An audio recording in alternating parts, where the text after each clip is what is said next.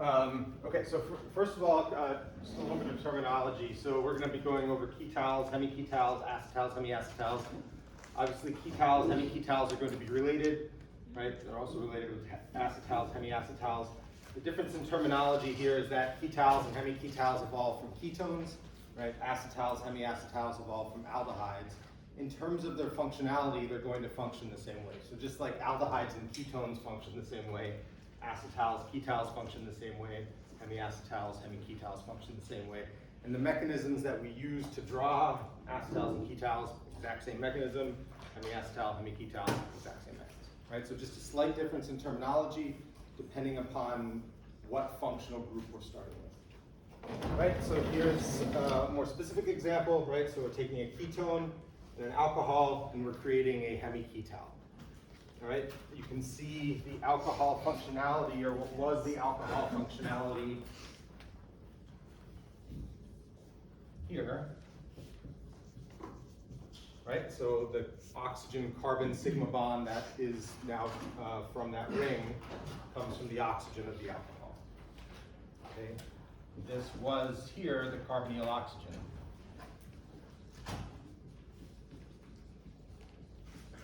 Right, you can see a hemiketal has 2 bonds to carbon, a bond to hydroxy group, and a bond to an alkoxy group. Right? All hemiketals are going to have that same bonding pattern. Right? Carbon in the center, 2 bonds to carbon, 1 bond to hydroxy group, and 1 bond to an alkoxy group. Right? Hemiketal, same thing, right? So we're just adding 1 alcohol to this carbonyl. Right? This was our alcohol group. Same thing, the oxygen over here was from the carbonyl. Okay, you can see the difference in a hemiacetal and a hemiketal, right, is basically the same difference between an aldehyde and a ketone. Right? Ketone is a carbonyl with 2 carbon groups. Aldehyde is a carbonyl with a hydrogen and a carbon group. Right? So it makes sense that if we're comparing a hemiketal to a hemiacetal, we're just replacing one of the carbon groups of the hemiketal, right, with a hydrogen on the hemiacetal. Any questions about that difference? All right. Okay, so mechanistically, we went over this the other day, right? We could draw a 2 or 3 step mechanism just like we did for hydration. The mechanism that we went over the other day showed the addition of the alcohol in the first step to the carbonyl carbon. Okay, that's going to be the same thing up here. If you look at that mechanism that you drew, the only atoms involved in that mechanism are the carbon of the carbonyl, the oxygen of the carbonyl, the hydrogen of the alcohol, and the oxygen of the alcohol, right? Those are the only 4 atoms involved. These other 5 carbons, these other 2 carbons are not part of the mechanism. And so they're going to stay exactly the same, right? Like we see here, start with a 6-membered ring, we're ending with a 6-membered ring, right? We're starting with an alcohol with a 2 carbon group, an ethyl group on it. That ethyl group is still intact whenever the reaction is over. Right? So even though we have all of these atoms in the starting material, there are only 4 that are interacting mechanistically, and 4 that we have to worry about, changing bonds to or changing bonds from. Questions about this? Right, yeah. How come, I'll wait a minute. Okay, so whenever we look at the starting material and think about the 2 hemiacetal products that would form, it would form from the interaction of this alcohol with the carbonyl. Right, we'll call that reaction 1.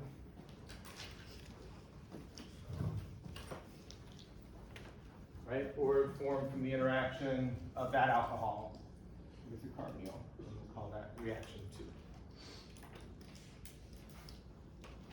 2. Right, so let's draw this mechanistically first and use the mechanism to help us get to the product of the reaction.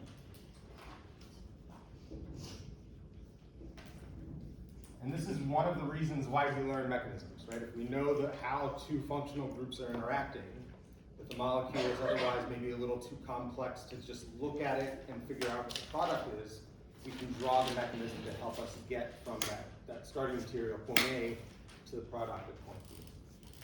Right, so the first thing that we're going to do is add the oxygen of one of the alcohols to the carbonyl, right, and then break the carbon-oxygen tie bond.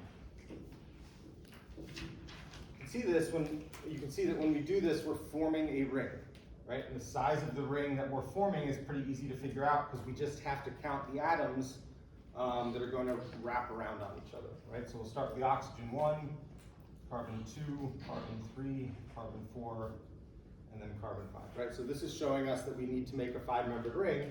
And so what I'll do, rather than trying to figure out what the whole molecule looks like, I'm going to just focus on that 5-membered ring.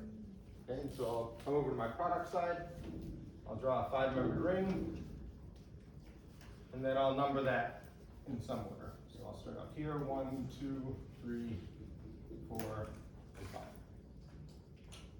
Okay, I know atom 1 is oxygen, right? So what I'm going to do is just erase atom 1 here and replace it with an oxygen.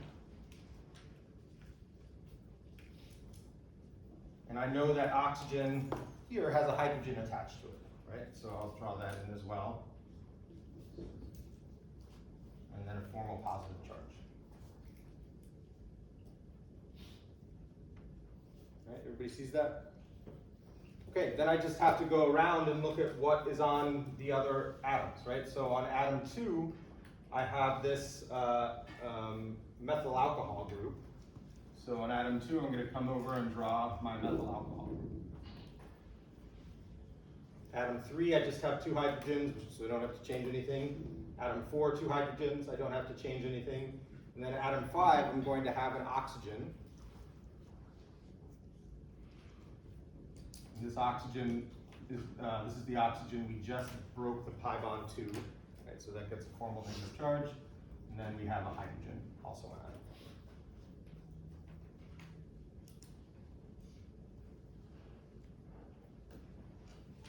Right, so if you're keeping track of the bond that was made,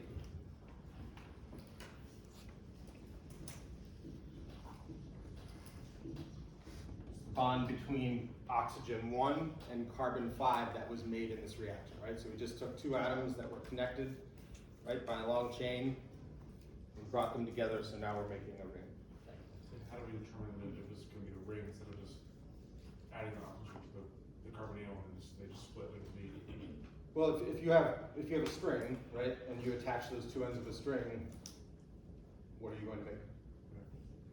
Right. So I mean, we're not breaking any other bonds, right? We don't know any way to break a carbon-oxygen bond and just leave positive charge on carbon. So yeah. So if we had drawn it just like as a line, it still would have been correct. It's not a linear. It can't be a linear molecule. Right. Again, if you have a string and you take those 2 ends of the string and you attach them together, you can't create another linear string, right? You're obviously going to create a ring or a loop or whatever you want to call it. Right? Yeah. So when making hemiacetals, you just don't break any bonds, you only make bonds? No, we're breaking a bond right here, right? We're breaking the carbon-oxygen pi bond. Right. So same steps that we saw in a reaction that does not form a cycle. Just so happens that the 2 functional groups we're starting with here are part of the same molecule. Right, but the electron movements are going to be exactly the same. Just the shape of the molecule we're making is going to be different.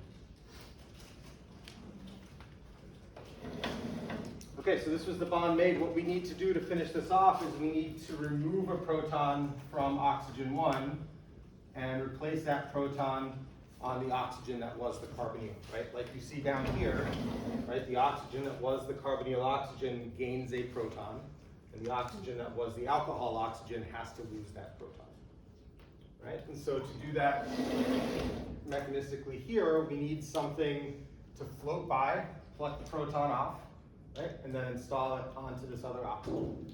So what can we use to do that?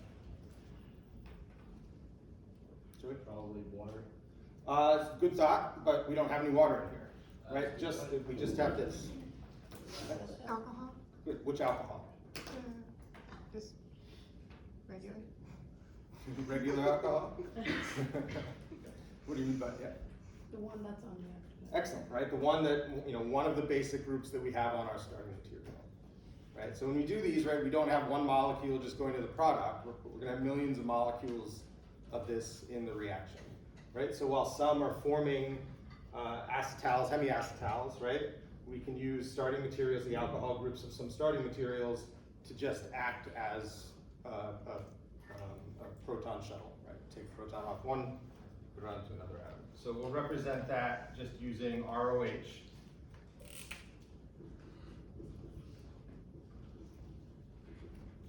Right, and show that alcohol group taking the proton from the oxygen that loses it.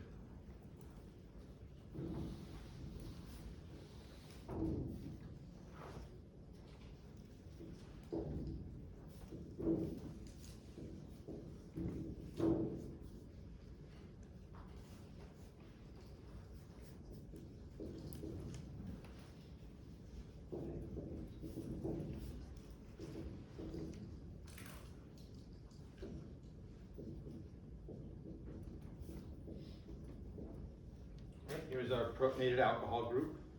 So just going to move over a little bit, and then we can install that proton on the oxygen that needs it.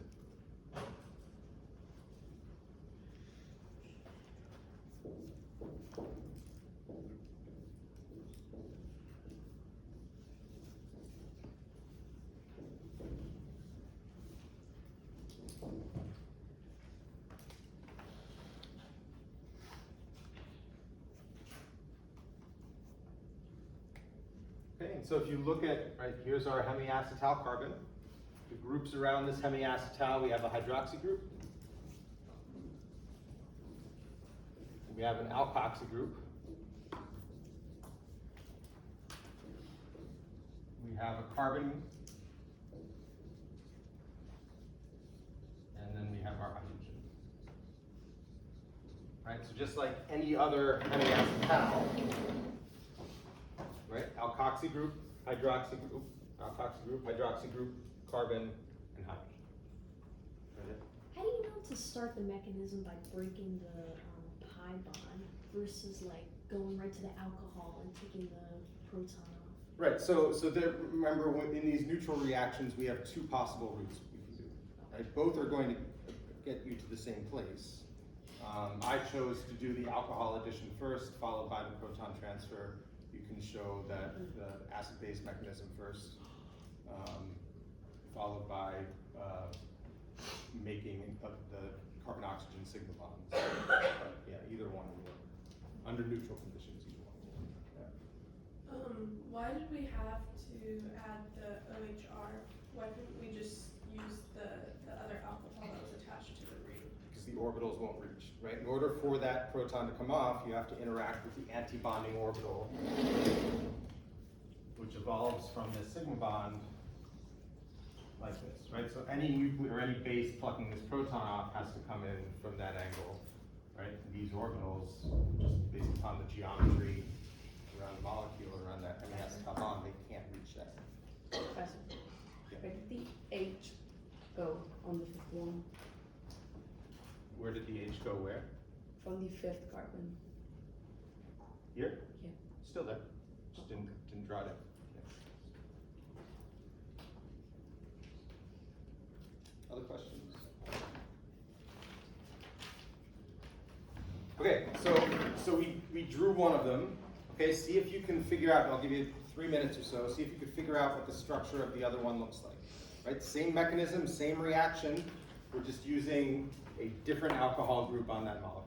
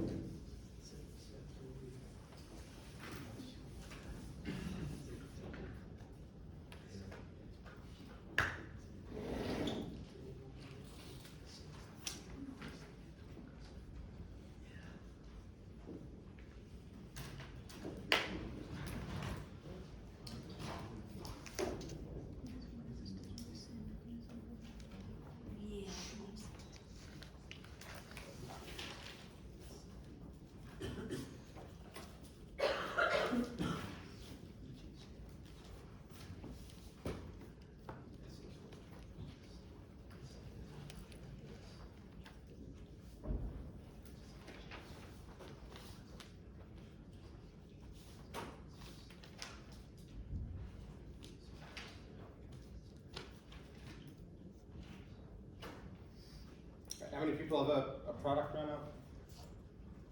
Yeah. Let's take a look at this. All right, so we're gonna add alcohol 2 to the carbonyl. Right, so the mechanism that we would draw would start off, or could start off, one of the mechanisms we could draw could start off like this, where we're taking the lone pair on oxygen, adding directly to the carbonyl to make a carbon-oxygen sigma bond. At the same time, we're breaking the carbon-oxygen. Okay, if we count the atoms, 1, 2, 3, 4, 5, 6, that's going to give us a 6-membered ring. All right, I've numbered atom 1 as oxygen. Right, you can see on atom 2, I just have 2 hydrogens. Atom 3, we're going to have a hydroxy group. 4, 2 hydrogens, 5, 2 hydrogens, and then on atom 6, right, this is where I'll have my hydroxy group and a hydrogen. Right, so I'm not drawing the whole mechanism. All I'm doing is using the first step as a guide to show me how big of a ring am I making. Right, but you can see the functionality is exactly the same. Right, here's the hemiacetal carbon of the 5-membered ring. I'm attached to a hydroxy group, an alkoxy group, a hydrogen, and a carbon. And here's the hemiacetal carbon, the 6-membered ring, hydroxy group, alkoxy group, hydrogen, and carbon. Right, so same functionality, just different alcohols interacting with carbonyl. Questions about this? Okay. So let's get rid of this hydrogen actually. Ketal. Okay, so here are 2 reactions that show hemiketal formation. One is intermolecular.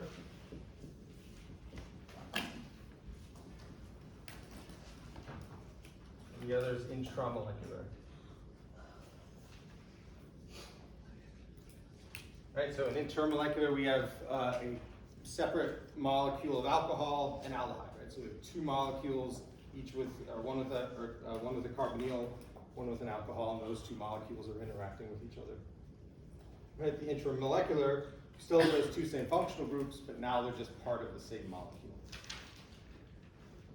Right, the difference between these, so both are going to form hemiketal to some extent. Right, both are in equilibrium. But you can see the equilibrium of the reaction up top is reactant favored. Right, the equilibrium of the reaction on the bottom is going to be product favored.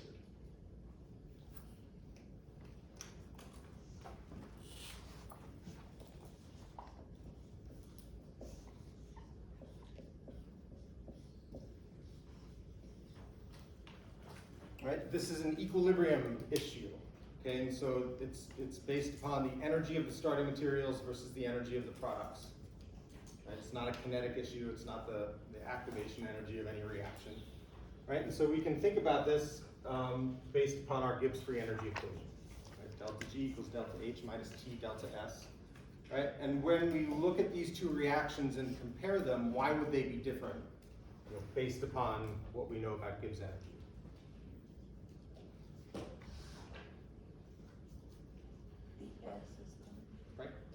The system with just one molecule would be less than a carbon. Good, right? So entropy is going to be different. So here, right, we're going from 2 starting materials to 1 product. Right, so we're bringing order into this reaction, and that means that the entropy is going to be negative. Right, and negative entropy, since we're subtracting this from the equation, negative entropy is going to mean a greater or positive Gibbs free energy, or could mean a positive Gibbs free energy.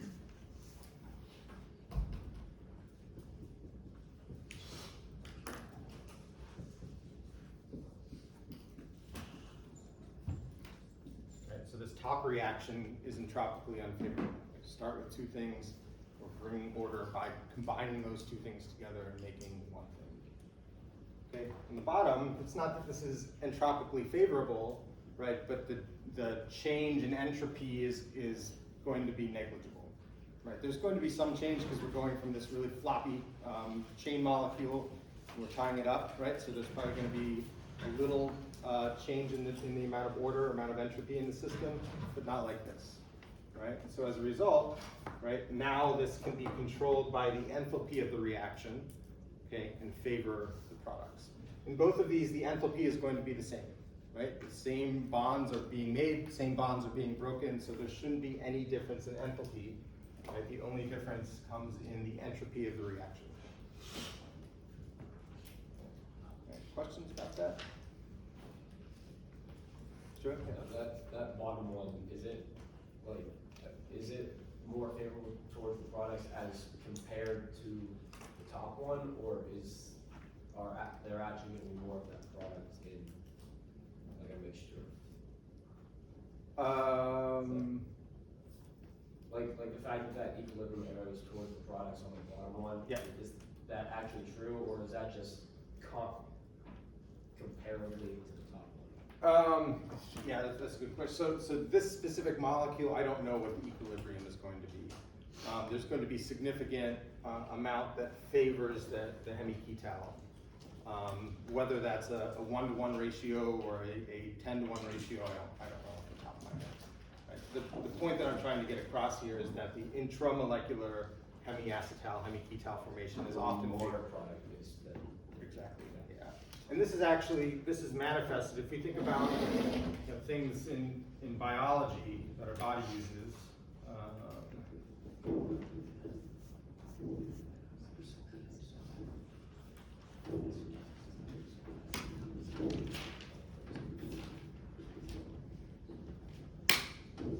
right, so this is the molecule glucose. Okay, but glucose doesn't actually exist like this. Glucose exists as a 6-membered ring in a hemiacetal form, mostly.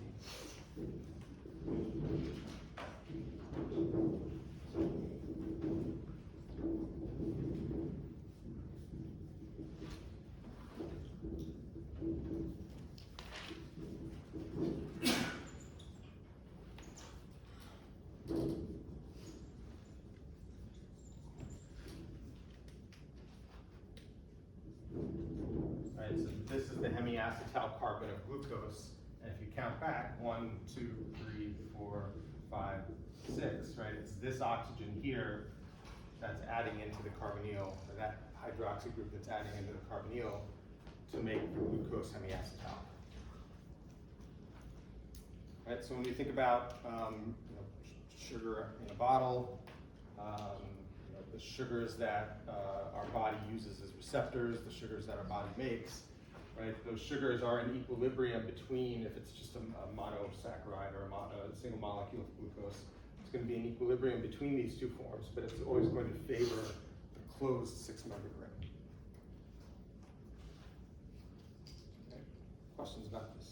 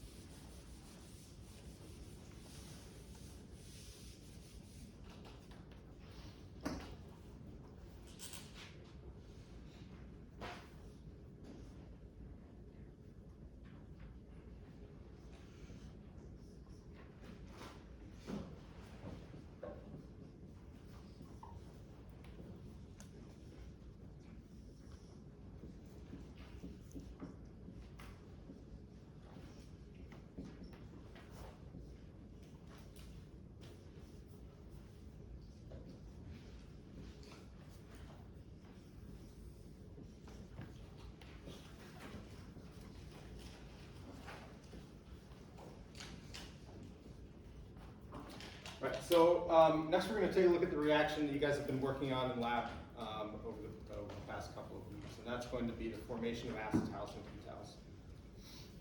All right, so in this reaction what we're doing is we're taking a ketone,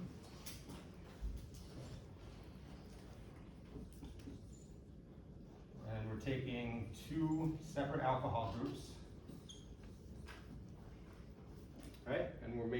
ketal, and then the byproduct of this is going to be water.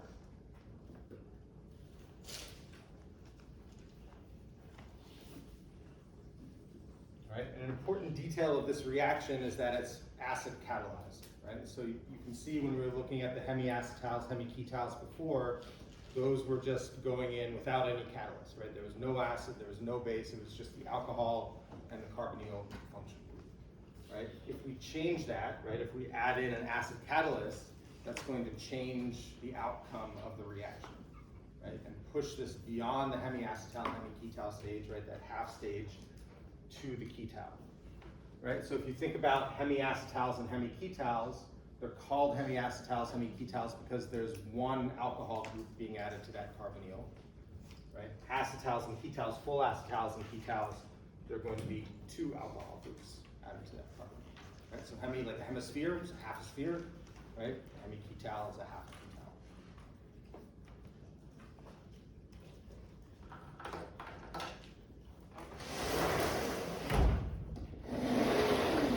So let's go through the mechanism of this and figure out why there's such a big change in the reaction whenever an acid is added to this reaction.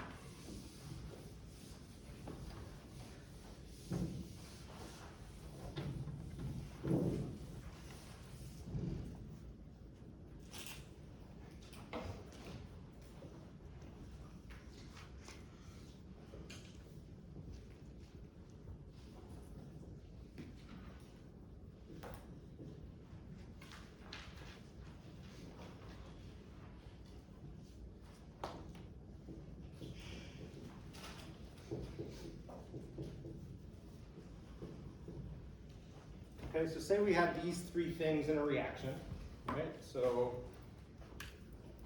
when we're looking at these, we're not looking necessarily at the overall molecule, but at the functional groups in this molecule. So we have a ketone, we have an alcohol, and we have a strong acid. Right? If we had these three things swimming around a round bottom flask, what is the first thing that would happen? What's the quickest thing that's going to happen?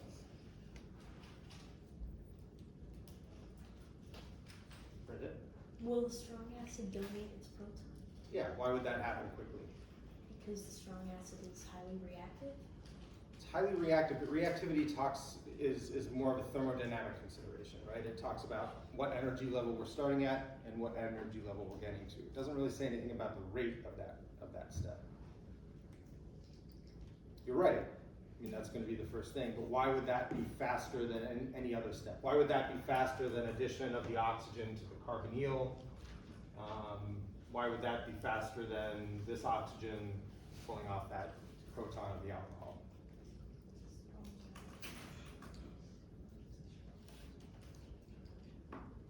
Because the strong acid willing to give the proton. What's that? Because the strong acid willing to give the proton. It's willing to give it a proton, but again, that speaks to the reactivity, right? So that speaks to the energy level it's starting at versus the energy level that it ends at, right? It doesn't say anything. The rate is determined by the pathway, right? It's not determined by the energy level. Right? Gasoline has is very, very energetic, very high energy. If we combust it, right, we create a lot of energy in that combustion, but we have to put a lot of energy into combustion, right? That gasoline just doesn't ignite on its own. Is it because of the activation? The activation energy, and what determines the activation energy? Right? During the proton would take very little energy, but then it would also make the overall energy diagram be a lot more favorable than after the proton's generated. I'm not sure what you mean by that.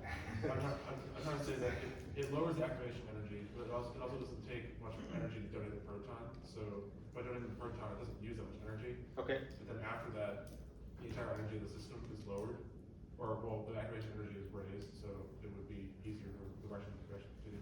Yeah, so it seems like a lot of you are still a little confused about thermodynamics versus kinetics, right? So when we're talking about the fastest thing that can happen, we're talking about how easily can these molecules interact, right? Not about how reactive they are to begin with, what that reaction forms after it occurs, right? But how easily these molecules can react. So one option that we have is for this oxygen to add to the carbonyl, right? We have an electrophile, we have a nucleophile, and we've seen that type of electron movement before, right? But we also have a strong acid in here, and we learned the other day that acid-base reactions have a very low kinetic barrier, right? Because the orbitals that have to interact are going to be the non-bonding pair of electrons on whatever our base is, right? And then the sigma antibonding orbital of, in this case, the oxygen-hydrogen bond, right? So any electrons that pluck this proton off have to interact with this antibonding orbital, and that antibonding orbital is just very available, right? It's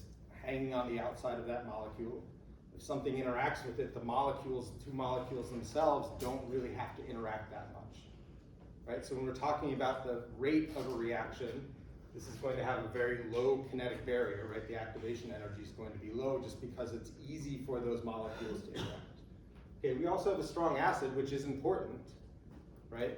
But the strength of the acid doesn't really determine how fast two things react, right? It's how the orbitals of the acid and base interact. In this case, acids always have orbitals on the outside that are easy to interact with, right? So when we think about the first thing or the fastest thing that can happen, it's going to be the reaction between either the alcohol and the strong acid, right, or the ketone and the strong acid.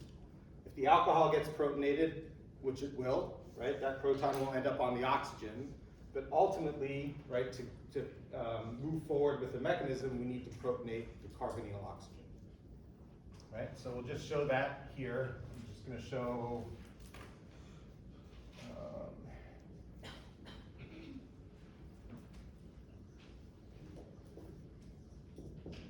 right, so I'm just going to abbreviate sulfuric acid and show that sulfuric acid getting protonated or protonating carbonyl oxygen. Right, so a really fast thing that can happen. It doesn't really comment on the equilibrium, but in terms of the reaction rate, it will be fast.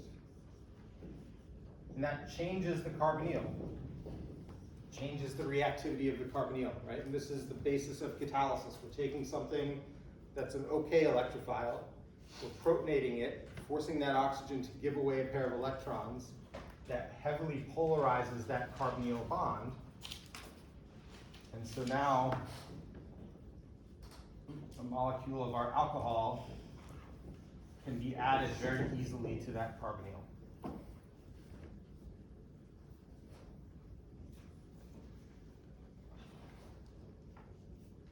Okay, so the reason why this is faster is because here, our alcohol and our carbonyl are just okay partners, right? This is an okay electrophile, this is an okay nucleophile. When we protonate, something that happens very fast, we're creating really great electrophiles. And now these two are going to be able to react more effectively.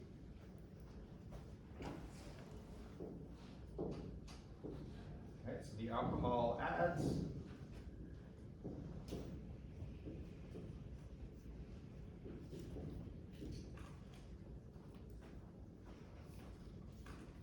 Okay, and I want you to keep track of the carbonyl oxygen. And so I'm going to just keep a star next to it as we go along. Right, the carbonyl adds, now what we need to do, so this oxygen of the carbonyl, that is the oxygen that becomes water. Right? In all acetal formations and all ketal formations, the oxygen of the carbonyl always becomes the oxygen of water. That's not going to change. Right? So you can see right now it's not in the water form, but if we take a proton from somewhere else and put it onto that oxygen, it becomes a good water-leaving group. So we'll take the molecule of our ethanol and then use that as the proton shuttle. So pull the proton off of the oxygen that we just added.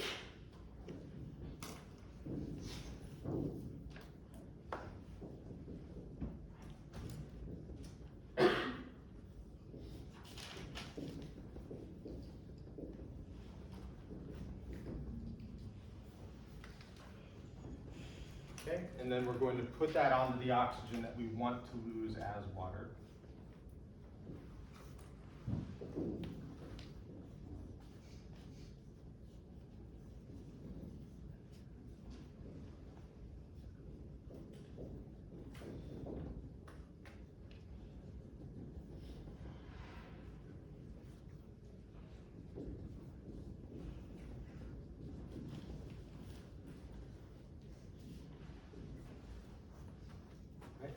see that forms then our water leaving group.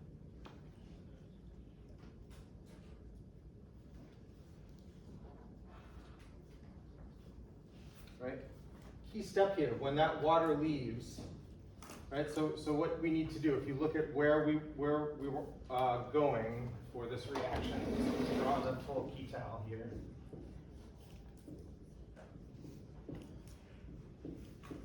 Right, so that's the product that we want to make.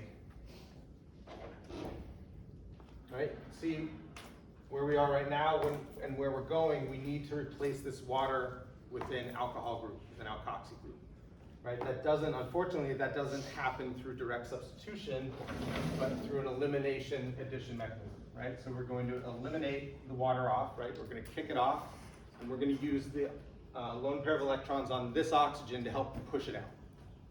Right, so these two things don't get along, so this oxygen is going to form a pi bond, kick that water leaving group out.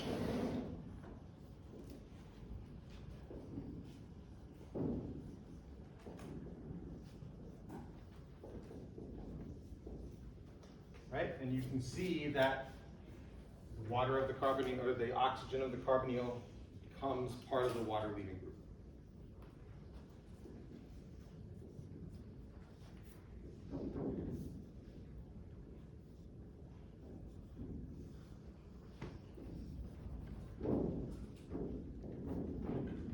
Right, once we've kicked out our water leaving group, right, you can see that this carbon double bond oxygen looks a lot like our first intermediate, right? We have a carbonyl with a positive charge on the oxygen, right? Carbonyl with a positive charge on the oxygen. So the second alcohol group will add, break the pi bond.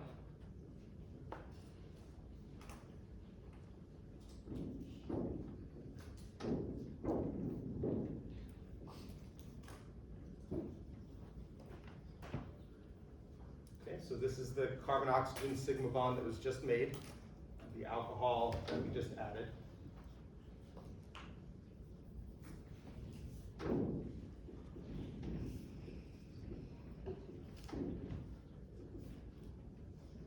Right, and then if we want to show this coming full circle, right, the acid catalyst that we used in the first step, we're going to reform that in the last step, right? And this shows why this is a catalyst. It's not being, it's being used, but it's not being incorporated into the overall product.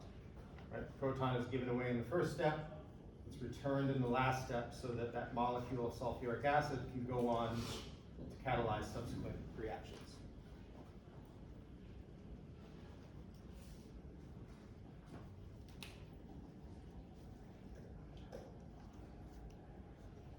Questions about this mechanism? Right, so the reason why this goes, the reason why this is different than the hemiacetal hemiketal mechanism is because we have acid in there, and the acid is effective at forming this water leaving group, right? If we didn't have the acid, we couldn't form the water leaving group, and so we couldn't lose that second OH. Because we have the acid, now we can protonate this OH, right, and add a second molecule of the alcohol that takes us the whole way to the full ketal acetal. Any questions? Okay, just a reminder, no exam tonight, right? It was pushed back to next week.